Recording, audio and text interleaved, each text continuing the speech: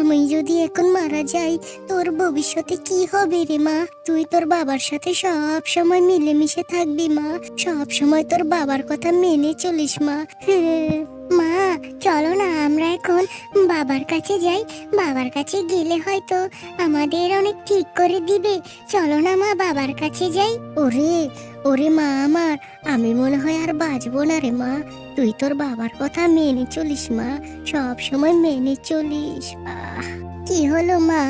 মা কথা বলো মা, তুমি এখানে শুয়ে পড়লে কেন? কথা বলো মা। আরে বাগদাদা, দেখো তো ওই জঙ্গলের ভেতর থেকে কে যেন কান্নার শব্দ পাওয়া যাচ্ছে। আরে বেটা কি বললিস সব? এত বড় গভীর জঙ্গলে কে আবার কান্না করবে? চল চল, আজ অনেক কাঠ কাটতে হবে। ওই তো শুনতে পাচ্ছ আবারও কান্নার শব্দটা কানে আসছে। আরে আরে, সত্যি তো, এবার তো আমিও আমার কানে শুনতে পেলাম। চল তো চল, ওই গভীর জঙ্গল থেকেই আসছে। আরে এটা তো মিচকের মেয়ে টুম্পা মা আমার। তোমার মায়ের কি হয়েছে মা? আমাকে একটু খুলে বলো। তুমি এত কান্না করছো কেন, বলো না। আমার মাকে বিষধর সাপে কামড় দিয়েছে গো বানর কাকু। এখন আমার মা আমার সাথে কথা বলে না গো। তুমি তো বলো না কাকু, আমার মা যেন আমার সাথে কথা বলে।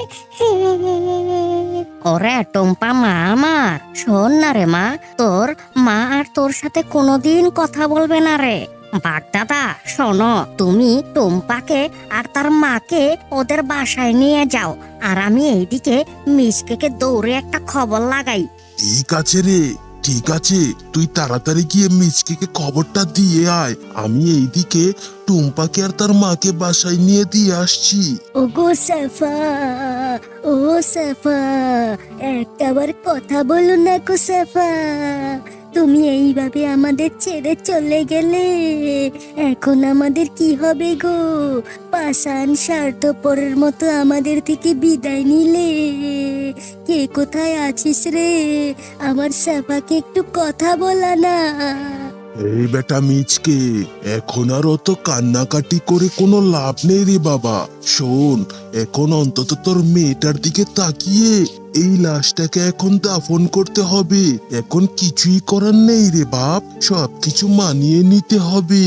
এগো মিচকে দাদা, এখন আর অত কান্নাকাটি করো না কো। পুরুষ মানুষের অত কান্নাকাটি একদমই ভালো না। শোনো, এখন এসব বাদ দিয়ে কিভাবে তোমার বউকে তাড়াতাড়ি দাফন করা যায় সেই ব্যবস্থা করো।